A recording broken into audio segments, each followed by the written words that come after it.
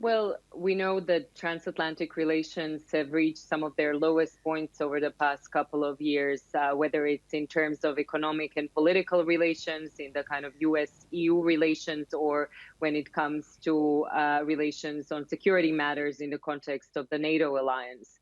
I would say, in terms of the most recent list of the so-called safe countries for entry into the EU plus space, we should be reminded that obviously this decision comes after a consideration of various epidemiological criteria rather than political ones. So obviously we can take a look at this from both public health perspective, but some are reading probably a lot into this political perspective. I would be more in favor of the kind of first reading, which is basically that in the United States, we have seen actually a spike in infection rates, and obviously in terms of the trends, in terms of the number of people that have both had contracted and actually died from COVID-19, the discrepancy has been quite stark, and therefore this decision can be ascribed to those public health concerns. It's fascinating, isn't it? Because, of course, yes, health is a real issue here. That's part of the reason. But at the same time, the relationship between the United States and Europe has been on the rocks. And I wanted to highlight a piece of research that was done recently by the European Council on Foreign Relations. A survey that they conducted found that 60% of respondents in Germany, France, Spain, Denmark, and Portugal had all lost trust in the United States as a global leader.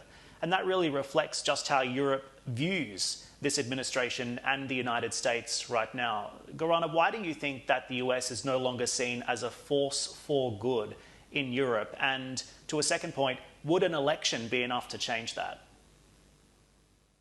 Well, the pandemic is one of those global challenges in terms of various transnational problems that really demand a kind of response from all states, and particularly those that are poised and in a good position to actually help kind of coordinate and lead the way in addressing these challenges.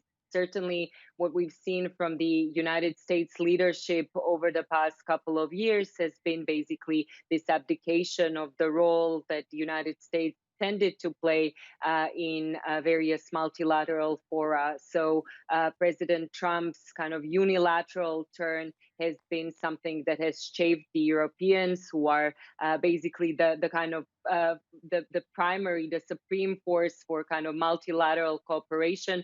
President Trump has, in many of his foreign policy actions prior to addressing the pandemic, has basically signaled that he is not really interested in spearheading these multilateral efforts. And clearly, you know, some of the decisions that he has made throughout the course of addressing the pandemic, such as defunding the WHO and similar, have not helped matters. But, you know, this goes on top of the decisions such as the withdrawal from the Paris climate deal or the Iran nuclear deal and many, many others.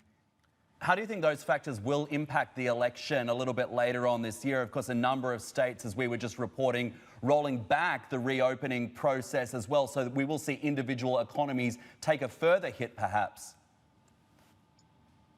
Well, elections are obviously always an opportunity for a course correction. So these 2020 presidential elections in the United States offer a very clear choice, one between multilateralism and the other, the kind of unilateralist path that we've seen thus far.